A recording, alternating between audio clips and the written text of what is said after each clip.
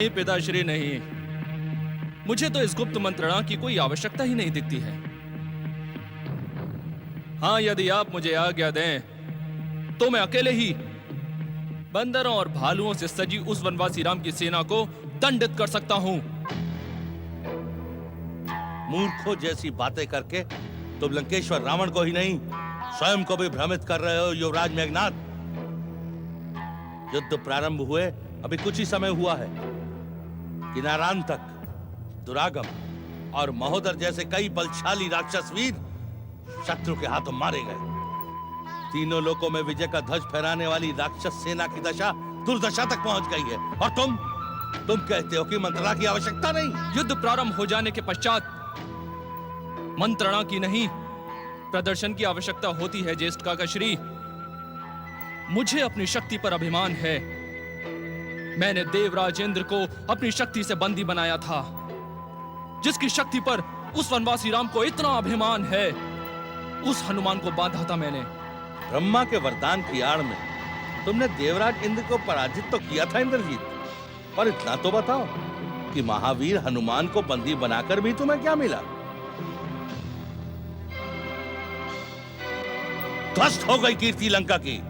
तुम्हारी आंखों के सामने वो बजरंग बली सोने की लंका को राख का ढेर बनाकर चला गया, और तुम ब्रह्म बाण और नागपाश चलाकर भी उस अंजनी पुत्र हनुमान का कुछ नहीं बिगाड़ पाए। उसके दोषी हम नहीं, काका श्री विभीषण थे। हाँ? मैं तो उस वानर को मृत्यु दंड देना चाहता था, किंतु पिताश्री ने भरी राजसभा में मेरे प्रस्ताव को ठुकरा कर और काका श्री विभीषण के प्रस्ताव को स्वीकार कर हनुमान की पूंछ में आग लगाने का आदेश दे दिया। तुम ठीक कहते हो पुत्र। उस दिन विभीषण की बात मानना मेरी भूल थी। यदि आज हनुमान राम के साथ ना होता तो राम की शक्ति अधूरी थी। आप हनुमान के अंत की बात कर रहे हैं? लड़कपन में सूर्य को फल समझकर मुंह में रखने वाले हनुमान को शत्रुता की दृष्टि से देखना भी असंभव है भ्राताश्री। अशोक वाटिका में उस असंभव को भी मैंने संभव किया था। ये तुम्हारी भूल है वत्स।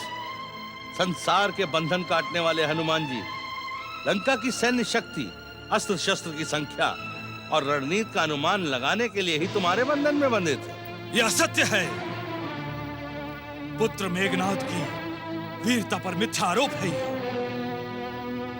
दुष्ट षड्यंत्रकारी विभीषण के कहने पर उस दिन हमने उस बंदर को छोड़ दिया था। हंसी आती है लंकेश्वर। परंतु मैं आपसे एक प्रश्न अवश्य पूछना चाहता हूं। हनुमान जी को तो छोड़ दीजिए, ये बताएं, उस दिन राज्यसभा में अंगद के जमे हुए पैर को उखाड़ने में लंका के सारे वीर, यहां तक कि मेघनाद और आप भी असफल क्यों रह गए थे लंकेश्वर? समय सदा एक सा नहीं रहता भैया। पूर्व से निकले सूर्य को पश्चिम में अस्त होना ही पड़ता है। ज्येष्ठ काकाश्री, यदि आप इसी प्रकार हमारा मनोबल तोड़ते रहेंगे तो हम युद्ध भूमि में जाने से पहले ही युद्ध हार जाएंगे। ये युद्ध तो हम उसी दिन हार गए थे युवराज मेघनाद, जिस दिन लंकेश्वर जगत जननी सीता को हरकर यहाँ लाए थे।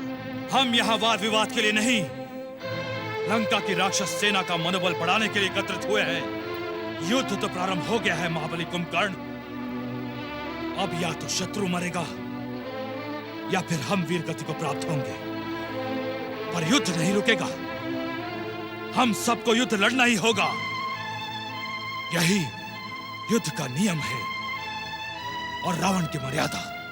मुक्ति के मोह में मैंने श्री राम से युद्ध करना तो स्वीकार कर लिया, परंतु धन्य है मेरा भाई विभीषण, जिसे राम के चरण सेवा का अवसर मिला। विभीषण का नाम भी न लो मेरे सामने कुंभकर्ण, उसका नाम भी न लो मेरे सामने। केवल राक्षस सेना के मनोबल को बढ़ाने की बात करो। पिताश्री, केवल एक दिन का समय दीजिए मुझे। मैं अपनी वरदानी शक्तियों से राम की सेना को तहस नहस कर दूंगा। ऐसा भीषण प्रहार करूंगा कि पृथ्वी तो पृथ्वी, पाताल और स्वर्ग भी कांप उठेंगे। नहीं पुत्र नहीं। जिन स्थितियों पर हम विचार कर रहे हैं उसके प्रति तुम गंभीर नहीं हो। इस समय प्रश्न व्यक्तिगत और वरदानी शक्ति का नहीं, राक्षस सेना के मनोबल का है। पुत्र मेघनाद, तुम नहीं जानते, युद्ध सेना के मनोबल से जीता जाता है। और बंदरों, भालुओं की शक्ति के सामने हमारी राक्षस सेना का मनोबल टूट चुका है। इन परिस्थितियों में राक्षस सेना का मनोबल बढ़ाने के लिए यही उचित होगा कि आप सह्याद्री के दैत्यराज भल्ला तक से सैन्य सहायता प्राप्त करें। हाँ, ये तुमने अच्छा सुझाव दिया कुंभकर्ण। दैत्यराज के सैनिक पहाड़ों और जंगलों में रहने के अभ्यस्त हैं। वो राम की जंगली सेना को उचित उत्तर दे सकते हैं। एक क्षण का भी विलंब किए बिना हमें महाराज भल्ला तक को अपने सैनिकों को यहां भेजने का आदेश देना चाहिए। ठहरे लंकेश्वर, ठहरे। इस समय आपको महाराज भल्ला तक की आवश्यकता है। ये लंका की स्थितियां देखते हुए आपके आदेश को ठुकरा भी सकते हैं। वो असभ्य और जंगली दैत्यों का राजा भल्ला तक लंकेश्वर रावण के आदेश को ठुकराएगा? यदि उसने ऐसा दुस्साहस किया तो मेघनाद यहीं से उसके राज्य पर शक्ति फेंककर उसे और उसके राज्य को नष्ट कर देगा। श्री राम के साथ युद्ध करते समय तुम्हें ऐसी शक्तियों की आवश्यकता पड़ेगी मेघनाद। इन्हें संभाल के रखो वत्स, संभाल के। तो फिर हम क्या करें कुंभकर्ण? तुम्हारा तो महाराज भल्ला तक से पुराना परिचय है। तुम सह्याद्री चले जाओ। मैं? मेरा सह्याद्री जाना उचित नहीं होगा भैया। सेना की लंका को आवश्यकता है, इसलिए लंकेश्वर का वहां जाना उचित है। हाँ, यदि लंकेश्वर आदेश दें तो मैं उनके साथ अवश्य चला जाऊंगा। कैसी बातें कर रहे हो तुम? इस समय लंका पर युद्ध का भयानक संकट मंडरा रहा है। एक के बाद एक हमारे योद्धा मारे जा रहे हैं और तुम कहते हो कि हम दोनों लंका छोड़कर सह्याद्री चले जाएं। सारी परिस्थितियां समझने के बाद ही मैंने आपको परामर्श दिया है लंकेश्वर। प्यासा सदा कुएं के पास आता है, कुआं कभी प्यासे के पास नहीं आता। तुम्हारी बात तो सत्य है कुंभकर्ण, पर मैं लंका छोड़कर सह्याद्री कैसे? आप जा सकते हैं पिताश्री, अवश्य जा सकते हैं, क्योंकि आपका वीर पुत्र इंद्रजीत यहाँ पर है। मैं आपको वचन देता हूँ, जब तक आप सह्याद्री से लौट कर नहीं आएंगे, हम अपनी वरदानी शक्तियों से राम की सेना को रोके रखेंगे। और हो सकता है जब आप लौट कर आए तो आपको पता चले कि राम और लक्ष्मण युद्ध छोड़कर मेघनाद के दास बन गए हैं। शक्ति पर विश्वास सफलता का कारण बनता है भैया, पर अति विश्वास पराजय का मार्ग भी खोल देता है। फिर भी युवराज मेघनाद को यदि अपनी शक्ति पर इतना विश्वास है तो एक बार परखना आवश्यक है। एक बार नहीं, 10 बार मेघनाद की शक्तियों को परखा जा चुका है ज्येष्ठ काका श्री। आज अवसर है तो एक बार और परख लीजिए। ठीक है मेघनाद, हम युद्ध का नेतृत्व तुम्हें सौंपते हैं। लंका की रक्षा के उत्तरदायी तुम हो।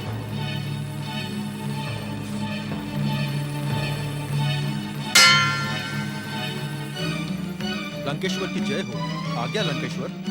मामा श्री वीरवर अकंपन को सूचित करो कि वो हमारे और वीरवर कुंभकर्ण के साथ इसी समय सह्याद्री जाएंगे। जो आज्ञा लंकेश्वर। सह्याद्री नरेश दैत्यराज भल्ला तक की। सह्याद्री नरेश दैत्यराज भल्ला तक की। सह्याद्री नरेश दैत्यराज भल्ला तक की। दैत्यराज भल्ला तक की जय हो। लंका का राजदूत आपकी सेवा में उपस्थित होना चाहता है। उसे आदर सहित भीतर ले आओ। जो आज्ञा महाराज।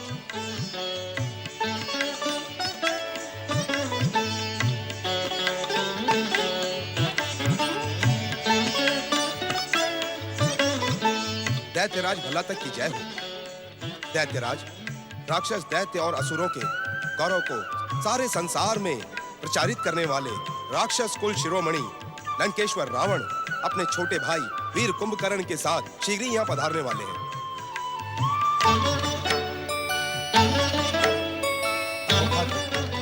अहोभाग्य लंकेश्वर रावण और वीर कुंभकर्ण के सह्याद्री पधारने की सूचना देकर तुमने हमें प्रसन्न कर दिया है।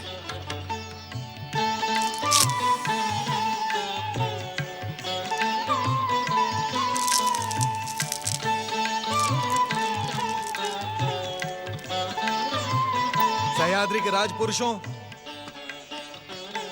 विश्रवा पुत्र लंकेश्वर रावण और वीर कुंभकर्ण ने अपने ही बाहुबल से तीनों लोकों पर अधिकार किया है। यह हमारा सौभाग्य ही है कि वे स्वयं हमारी राजधानी को पवित्र करने और हमारी कीर्ति बढ़ाने के लिए यहाँ पधार रहे हैं। हम लंकेश्वर रावण और वीर कुंभकर्ण के भव्य स्वागत का आदेश देते हैं। सह्याद्री नरेश दैत्यराज भल्लाता की।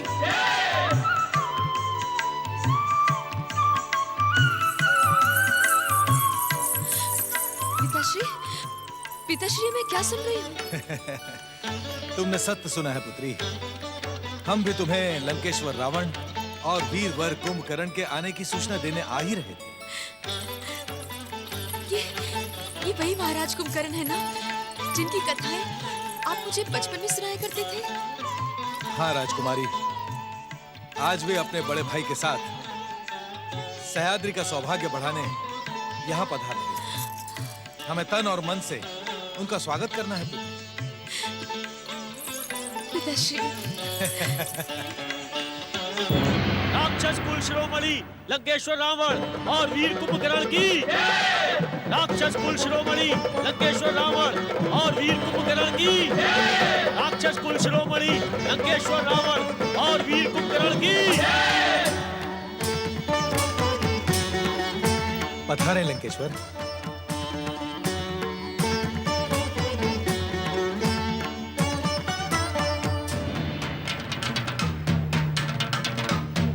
आइए, पधारिए। आइए।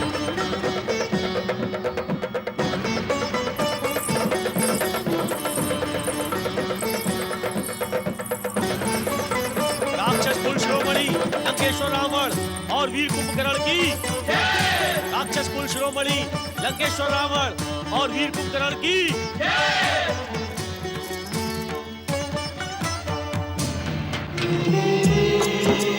लंकेश्वर की जय हो। दैत्यराज भल्लातक की पुत्री राजकुमारी करकटी आपका स्वागत करने पधारी है लंकेश्वर।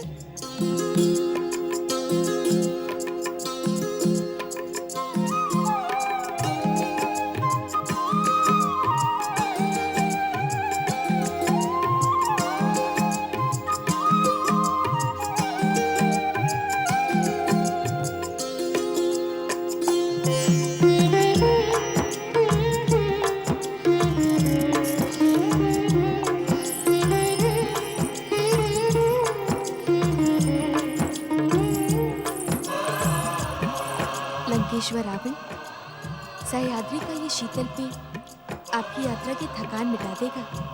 इसे स्वीकार करें।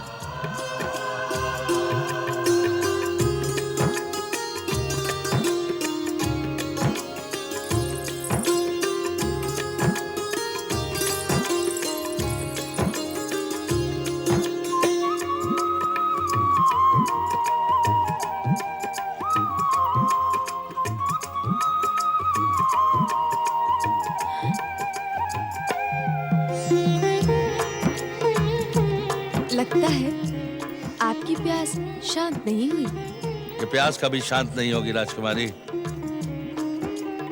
और मैं इस प्यास को शांत करना भी नहीं चाहता। बस समय की गति यहीं रुकी रहे।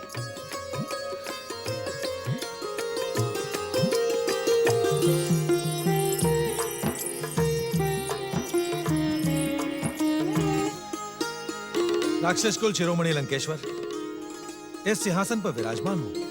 नहीं महाराज, ये सिंहासन आपका है। हमारा जो कुछ भी है वो आपका भी है लंकेश्वर। तो फिर ठीक है, हम दोनों साथ साथ इस सिंहासन पर विराजमान होंगे महाराज भल्लातक।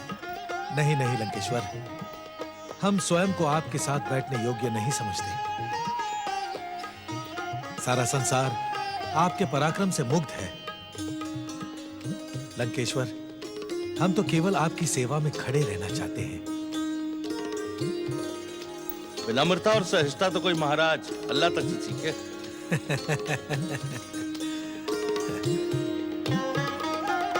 विराजी,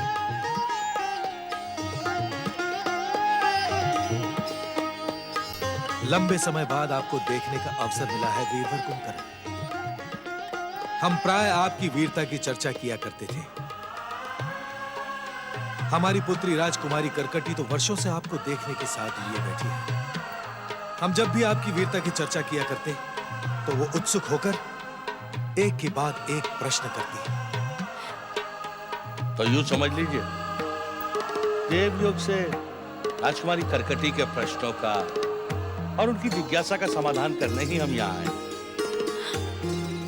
सत्य वचन, दैत्य जाति के आराध्य देवादिदेव महादेव की कृपा से ही आप जैसे परम शिव भक्तों के चरण आज हमारी भूमि पर पड़े हैं।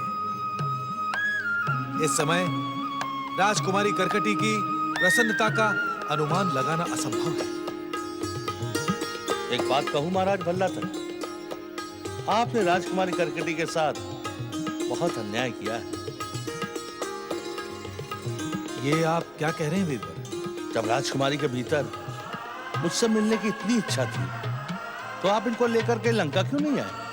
करकटी के हट के कारण हमने कई बार लंका आने का कार्यक्रम बनाया था, परंतु हर बार कार्यक्रम स्थगित करना पड़ा। ऐसा क्यों महाराज? हमें पता चला कि ब्रह्मा जी के वरदान के कारण आप 6 माह सोते रहते हैं। आपकी नींद में विघ्न न पड़े इसलिए हमने अपना कार्यक्रम स्थगित कर दिया। दैत्यराज भल्लातर, इस समय हम एक आवश्यक कार्य से सह्याद्री आए हैं। हम तो यही समझते हैं लंकेश्वर कि हमारी कीर्ति बढ़ाने के लिए ही आप सह्याद्री पधारे। फिर भी आपके सह्याद्री पधारने के कारण का अनुमान हम लगा सकते हैं, परंतु इस बात पर चर्चा हम आपका भरपूर स्वागत करने के बाद ही करेंगे। सह्याद्री के राजपुरुषों, इस समय हम अपनी प्रसन्नता को शब्दों में व्यक्त नहीं कर सकते। जिसने अपनी वीरता और पराक्रम से केवल पृथ्वी लोक ही नहीं, स्वर्ग लोक, पाताल लोक, यम लोक, नाग लोक और वरुण लोक, हर लोक पर अपना अधिकार किया है, वे लंकेश्वर रावण और वीरवर कुंभकर्ण आज हमारे बीच हैं। आप सब सच्चे मन से राक्षस जाति के हित चिंतक लंकेश्वर रावण की जय जयकार करें। राक्षस कुल शिरोमणि लंकेश्वर रावण की, राक्षस कुल शिरोमणि लंकेश्वर रावण की। मैं इस प्यास को शांत भी नहीं करना चाहता राजकुमारी।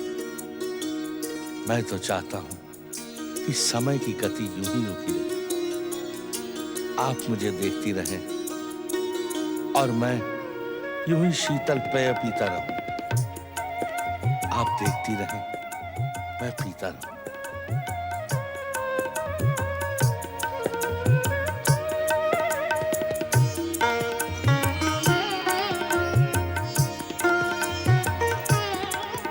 कितने सुदर्शन है महाराज कुंभकर्ण, कितने सरल और कितने बलिष्ठ। मुझे पिताश्री की बात नहीं माननी चाहिए। आज से बहुत पहले ही उनकी सेवा में स्वयं को समर्पित कर देना चाहिए था।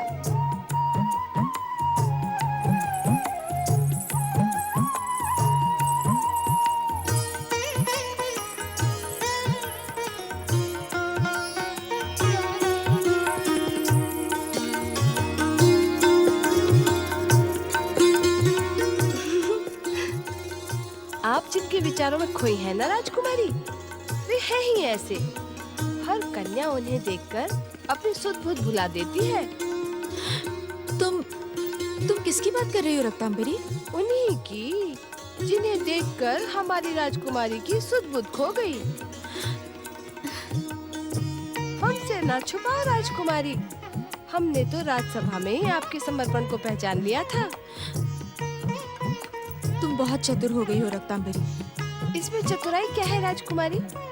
वे आपको, आप उनको जिस प्रकार निहार रही थी ना, उसे देखकर तो कोई भी अनुमान लगा सकता है कि प्रेम की सुगंध दोनों हृदयों को महका रही है।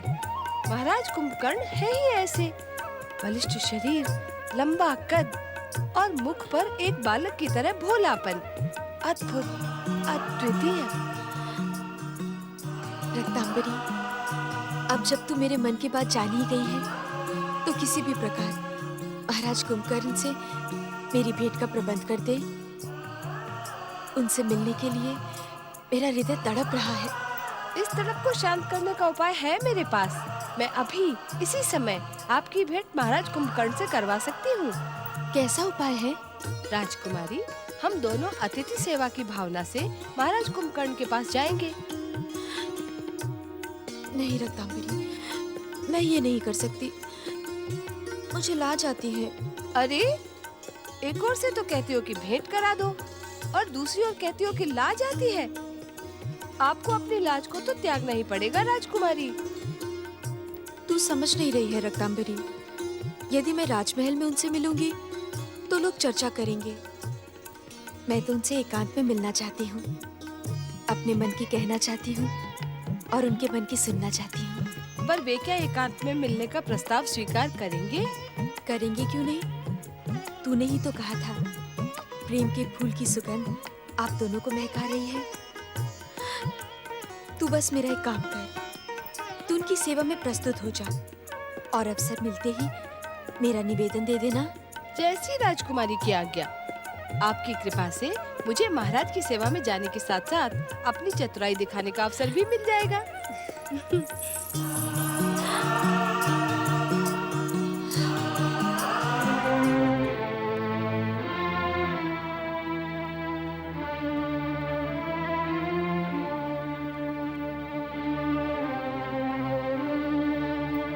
प्रणाम मामा श्री। आप कब आए? वत्स कुंभकर्ण, अब तक तो केवल लंकेश्वर ही तुम्हारी गंभीरता को लेकर चिंतित थे। अब तो ये चिंता मुझे भी हो रही है। इस सच को मैं अपनी आंखों से देख रहा हूं कि सयाद्री आने के बाद से तुम अपेक्षा से अधिक गंभीर हो गए हो। क्या बात है कुंभकर्ण? नहीं मामा श्री, ऐसी कोई बात नहीं। केवल कुछ समय के लिए अकेला रहना चाहता हूं। मन अशांत है। अशांति का कारण क्या है कुंभकर्ण? कारण मैं आपको नहीं बता सकता मामा श्री, परंतु ये वचन देता हूं कि कुछ समय बाद मैं लंकेश्वर भैया रावण से अवश्य भेंट करूंगा। अब आप मुझे अकेला छोड़ दें।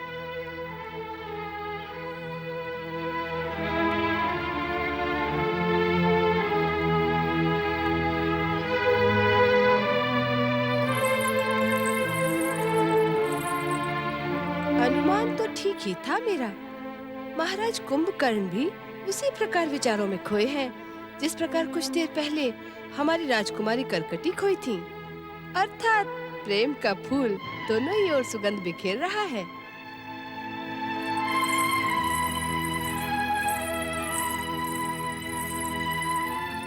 कुंभकर्ण महाराज की जय हो। आप क्यों? आप किसी और की प्रतीक्षा कर रहे थे क्या? नहीं। मेरे साथ और कोई नहीं आया महाराज। मैं अकेली ही आई हूँ आपकी सेवा में, आपको मदिरा पान कराने। मदिरा पान करने की इच्छा नहीं है हमारी। मेरी बातें आपकी अनिच्छा को प्रबल इच्छा में बदल देंगी। तो फिर कुछ बातें ही करो। कहें, क्या बातें करें? अपनी राजकुमारी करकटी के बारे में। हमारी राजकुमारी तो अद्भुत है महाराज। उनके रूप और सौंदर्य की चर्चा पृथ्वी पर नहीं, पाताल लोक तक भी पहुंच चुकी है। कई वीर उन्हें अपना बनाने का सपना लेकर सह्याद्री आए थे, पर सब के सब निराश होकर लौट गए। क्यों? क्या तुम्हारी राजकुमारी के मन में कोई और पुरुष समाया हुआ है? हाँ महाराज। वो सौभाग्यशाली पुरुष कौन है? वे भी हमारी राजकुमारी की तरह अद्भुत है महाराज। इस संसार में उनकी कोई समानता नहीं है। उनके पराक्रम के आगे तीनों लोकों के प्राणी कांपते हैं और उनकी सरलता के सामने सब नतमस्तक हो जाते हैं। ऐसा विलक्षण व्यक्ति कौन है? मैं तो केवल इतना ही जानती हूँ महाराज, क्योंकि इतना ही मैंने राजकुमारी से सुना था। इसके आगे तो उन्होंने मुझे कुछ बताया ही नहीं। क्यों? तुमने जानने का प्रयास नहीं किया? किया तो अनेकों बार, पर वे वही करती हैं जो उनका मन कहता है, और उनके मन के विपरीत जाने का साहस किसी के भीतर नहीं है। क्या मैं उनसे एकांत में भेंट कर सकता हूँ? क्या आप उनसे उनकी कल्पना के राजकुमार का परिचय जानना चाहते हैं? और भी बहुत कुछ जानना, कहना और सुनना चाहता हूं। यदि आप मुझ पर ये उपकार कर दें तो आपकी बहुत कृपा होगी। ऐसा अनर्थ न करे महाराज, मैं तो एक साधारण सी दासी हूँ, पर इतना अवश्य जानती हूँ कि हमारी राजकुमारी करकटी से मिलना इतना सरल नहीं है। आप तो अनिच्छा को इच्छा में बदल लेती हैं। अब तक तो आपकी अनिच्छा को मैं इच्छा में नहीं बदल पाई महाराज।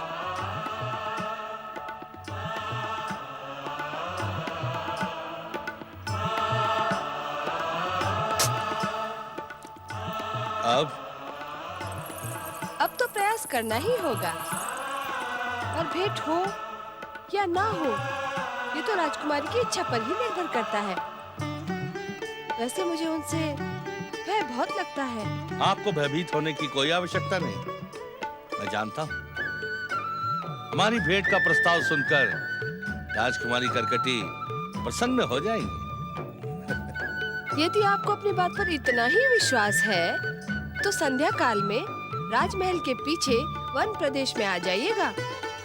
संध्या काल के समय राजकुमारी प्रतिदिन वही वन विहार के लिए जाती हैं।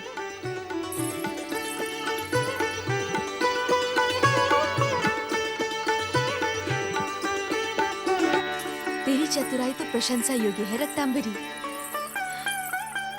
किंतु अकेले मिलने जाने में मुझे लाज आती है। कैसे जाऊंगी, क्या कहूंगी, मैं नहीं जा पाऊंगी। अरे अब कैसी लज्जा राजकुमारी, वे आपके लिए कोई पराई थोड़ी ना है। आपके प्रति उनके मन में उमड़ते प्रेम को देखकर मेरा मन प्रसन्न हो गया है। सचमुच वे कितने सरल हैं, कितने सज्जन हैं। किंतु मैं अकेले नहीं जा पाऊंगी। तो ठीक है, मैं भी आपके साथ चलती हूँ। तू क्या करेगी वहाँ जाकर? तो ठीक है, आप कहती हैं तो नहीं जाती हूँ, पर आपको तो जाना ही पड़ेगा, अन्यथा वे आपकी प्रतीक्षा करते रह जाएंगे। ये वे क्या लगा रखी है? वे केवल तेरे महाराज हैं और कुछ भी नहीं। भूल हो गई राजकुमारी, वे केवल आपके हैं। पर अब विलंब न करें, संध्या हो गई है, महाराज आपकी प्रतीक्षा करते होंगे। अरे क्या हुआ, आप जाते जाते रुक क्यों गई? अच्छा तू भी मेरे साथ चल, किंतु दूर खड़ी रहना, समझी? जैसी राजकुमारी की इच्छा। कुंभकर्ण, कुंभकर्ण, इतनी देर से तुम्हारी प्रतीक्षा करते करते थक गया हूं मैं। किस बात को लेकर इतने गंभीर हो तुम? कुंभकर्ण, ये कुंभकर्ण अचानक कहां चला गया मामाश्री? मैं प्रहरी से पूछ कर आता हूं। मामाश्री, इसकी आवश्यकता नहीं है। मैं कुंभकर्ण के स्वभाव को जानता हूं। आसपास के वनों में विहार करने के लिए निकल गया होगा। चलिए वहीं चलकर बात करते हैं उससे। आओ।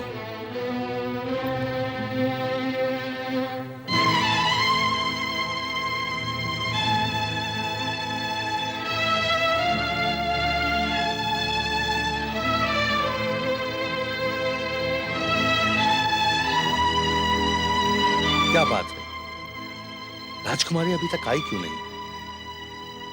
दासी ने तो कहा था कि वो प्रतिदिन संध्या काल को यहीं आती है। क्या उन्होंने मेरे प्रस्ताव को स्वीकार नहीं किया? क्या मुझसे उनके प्रेम को पहचानने में कोई भूल हो गई? क्या उनकी कल्पना में कोई दूसरा पुरुष है? राक्षस वीर कुंभकर्ण, जब से तुम यहाँ आए हो, तुमने अपनी वीर राक्षसी स्वभाव को छोड़कर गंभीरता और उदासी को अपना लिया है। जिस उद्देश्य से हम यहाँ आए हैं, उसमें तुम्हारी तनिक भी रुचि दिखाई नहीं पड़ती। यदि ऐसा ही था, तो लंका से हमारे साथ यहाँ आने की आवश्यकता ही क्या थी? भैया लंकेश्वर, मैंने मामाश्री से निवेदन किया था कि मन की अशांति दूर होते ही मैं स्वयं आपकी सेवा में आ जाऊंगा। मैं भी लंबे समय से प्रतीक्षा कर रहा था। क्या बात है कुंभकर्ण, तुम्हारा मन किस कारण अशांत है? क्षमा करें महाराज, मैं अपने मन की अशांति का कारण आपको नहीं बता सकता। किंतु मन की अशांति में तुम ये भी भूल गए कुंभकर्ण कि तुम्हारे ही आग्रह पर लंका से राक्षस सैनिकों की सहायता प्राप्त करने के लिए हम यहाँ पर आए हैं। अन्यथा हमारे एक ही आदेश पर स्वयं भल्ला तक लंका तक दौड़ा दौड़ा चला आता। राक्षस सैनिकों की आवश्यकता हमें है लंकेश्वर, महाराजा भल्ला तक को नहीं। जिसे आवश्यकता होती है उसे ही याचक बनकर जाना होता है। लंकेश्वर रावण का आदेश सारा संसार मानता है। देव, दानव, मानव, किन्नर, गंधर्व और ग्रह नक्षत्र तक रावण के सामने मस्तक झुकाते हैं। फिर भल्ला तक तो हमारी जाति का है। हमारी सहायता करना उसका धर्म है। धर्म को धर्म की मर्यादा में ही रहने दो भैया। उत्तेजना और अहंकार धर्म को अधर्म बना डालता है। जब महाराज भल्ला तक स्वयं इस बात का संकेत दे रहे हैं कि स्वागत सत्कार करने के बाद वे आपके साथ राजकाज पर चर्चा करेंगे, तो तनिक धैर्य धारण करें। नहीं, नहीं, नहीं, नहीं, नहीं। धैर्य और प्रतीक्षा रावण का स्वभाव नहीं। जो वस्तु रावण को नहीं मिलती, रावण उसे छीन लेता है। शांत हो जाओ भांजे, शांत हो जाओ। शांति और धीरज के साथ बहुत कुछ देख लिया मामा श्री। अब तो रावण के प्रचंड क्रोध के प्रचंड प्रदर्शन का समय आ रहा है। कुंभकर्ण की बात मानकर हमने बहुत बड़ी भूल की, पर अब और इसी समय उस भूल को सुधारा जाएगा। मामा श्री, अभी और इसी समय भल्ला तक को बात का पतंगड़ ना बनाओ भैया। मुझे महाराज भल्ला तक पर पूर्ण विश्वास है, वे हमें निराश नहीं करेंगे। उनकी सैन्य शक्ति पाकर लंका के राक्षसों का मनोबल आसमान को छूने लगेगा। तब वनवासी राम को परास्त करना हमारे लिए सरल और सहज हो जाएगा। कुछ समय तो प्रतीक्षा करो भांजे। एक सीमा तक की प्रतीक्षा की जा सकती है मामा श्री। उसके बाद रावण अपने स्वभाव अनुसार ही बात करेगा।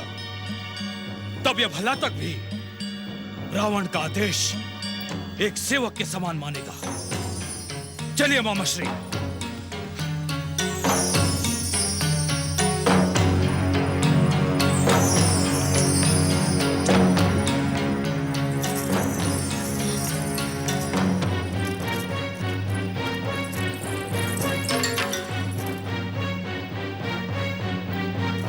महाराज, राजकुमारी आप? राजकुमारी, मुझे भैया की बातों पर बहुत खेद है। यदि आपको उनकी कोई बात उचित ना लगी हो तो मैं आपसे क्षमा मांगता हूँ। नहीं महाराज, आप तो हमारे अतिथि हैं और अतिथि देवता के समान पूजनीय होते हैं। क्षमा के अधिकारी आप नहीं हैं, हम हैं। रहने दीजिए इन बातों को। आज के दिन की प्रतीक्षा तो मैं वर्षों से कर रही थी महाराज। राजकुमारी, आपकी कल्पना का सुदर्शन पुरुष